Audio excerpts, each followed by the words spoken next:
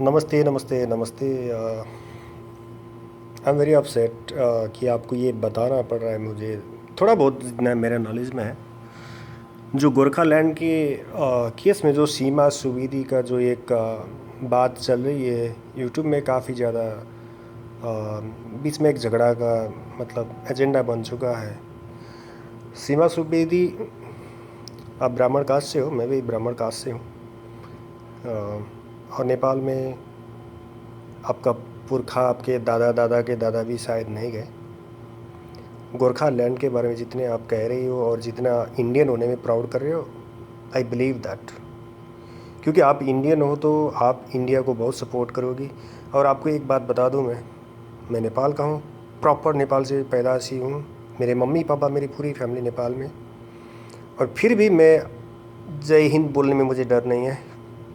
मैं प्योर नेपाली होने की वजह से भी मैं जय हिंद बोल सकता हूँ, क्योंकि इंडिया के साथ में रह के मैंने काफ़ी सारा साल निकाला। इंडिया में बैठ के मैंने अपनी जब करियर बनाया।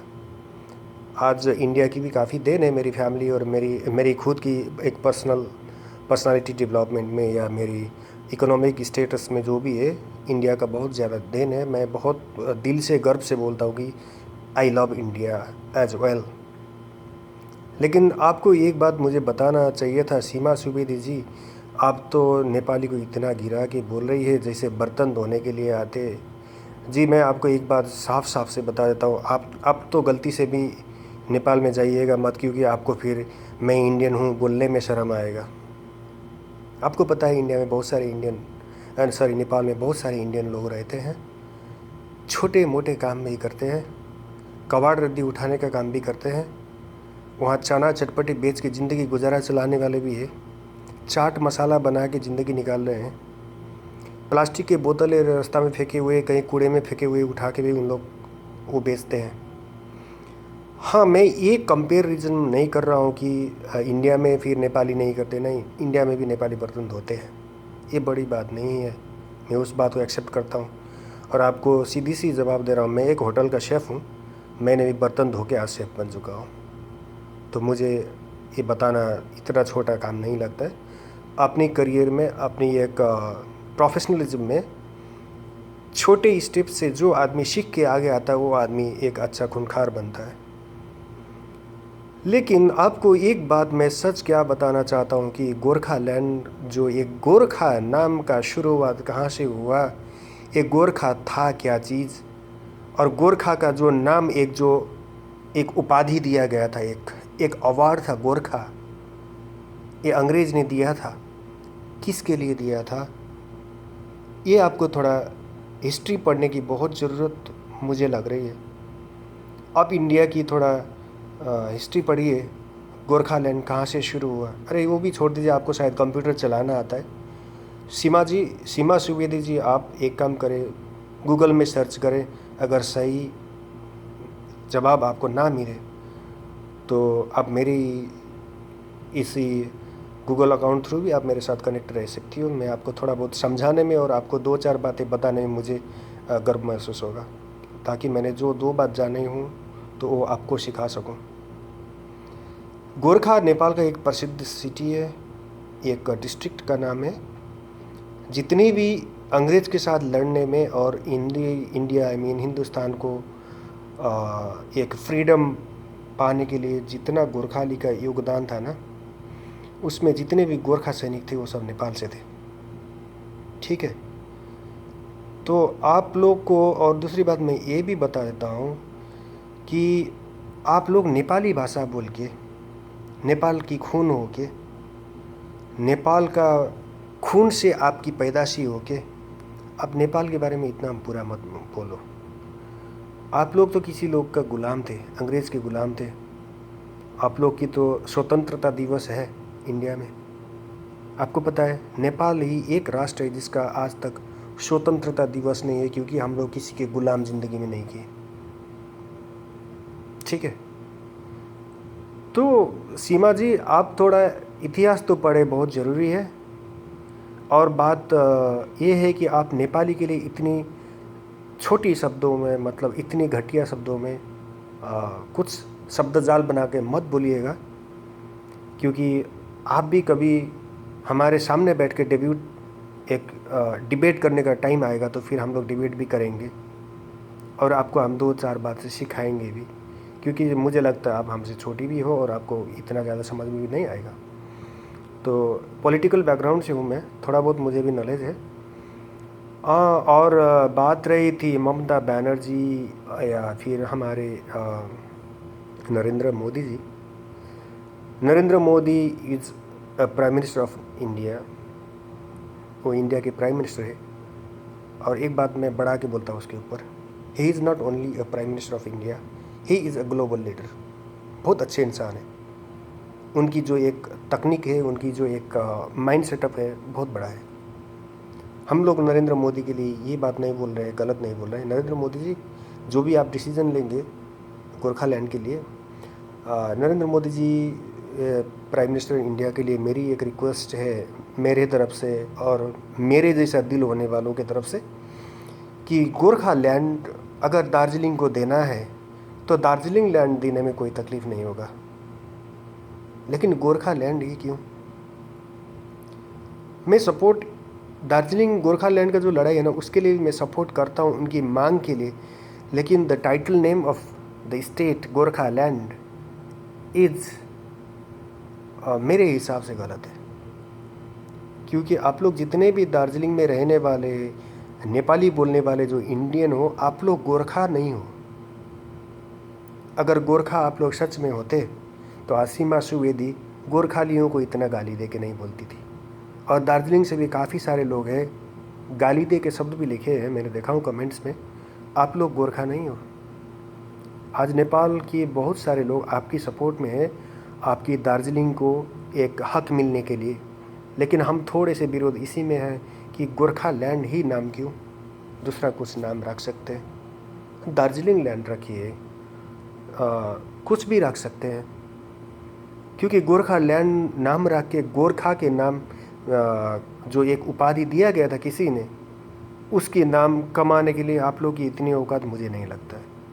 क्योंकि आप लोग गोरखालैंड के लिए जो नाम रखने के लिए आप लोग भी लायक नहीं हो। प्लीज़, ये मेरा व्यू है, ये कोई मैं किसी की पॉलिटिकल बैकग्राउंड से या किसी पॉलिटिकल की सपोर्ट के लिए मैं नहीं बोल रहा हूँ।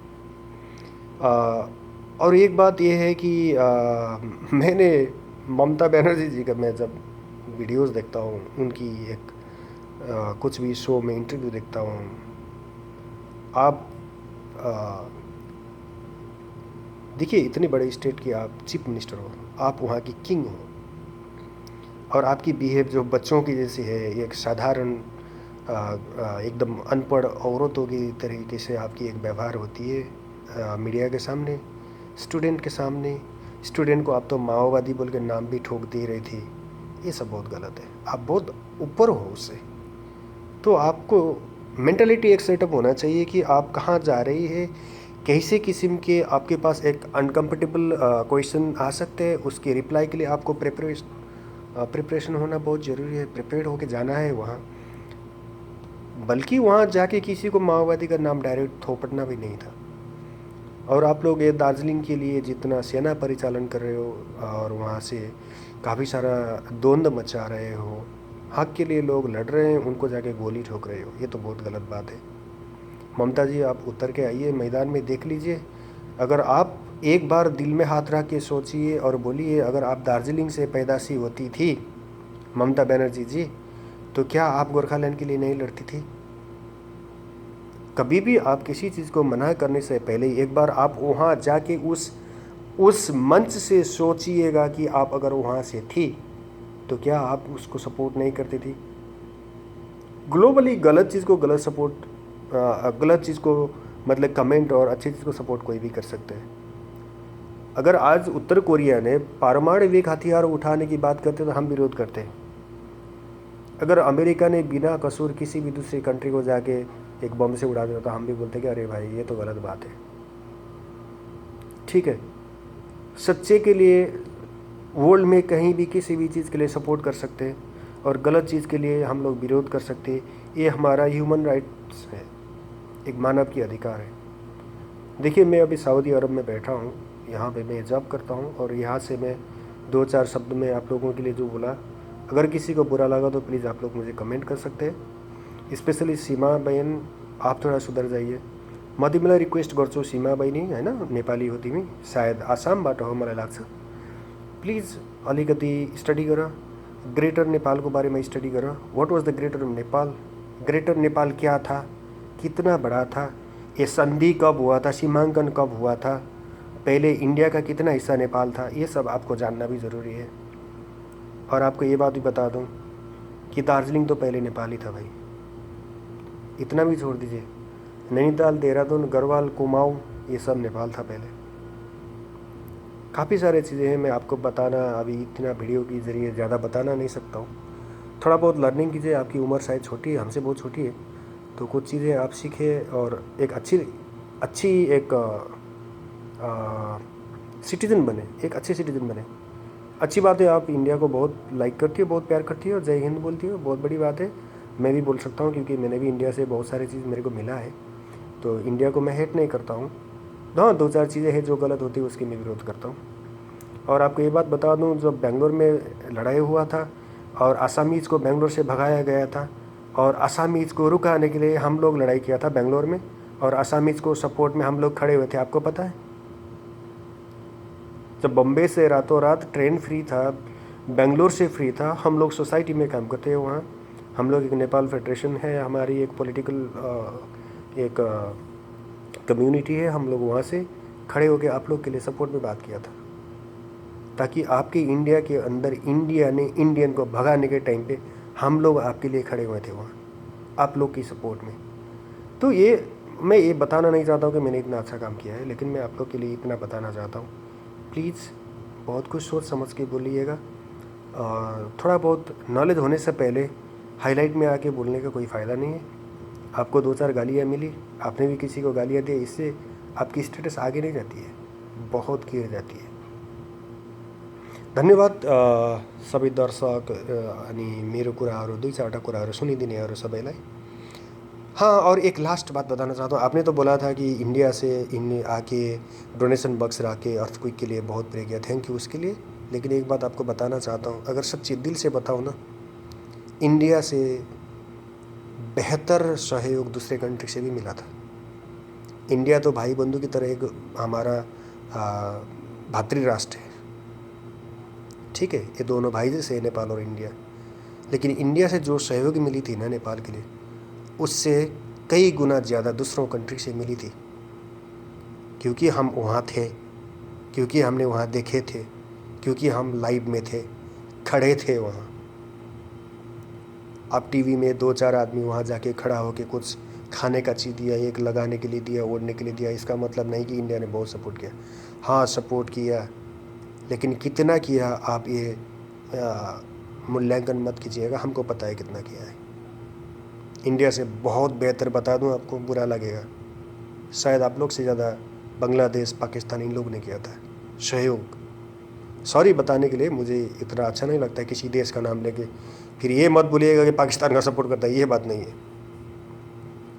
देखिए, थोड़ा पढ़ लीजिए, समझ लीजिए, जान लीजिए, उसके बाद बोलिए। Thank you. जय नेपाल, जय हिंद, जय गोरखा।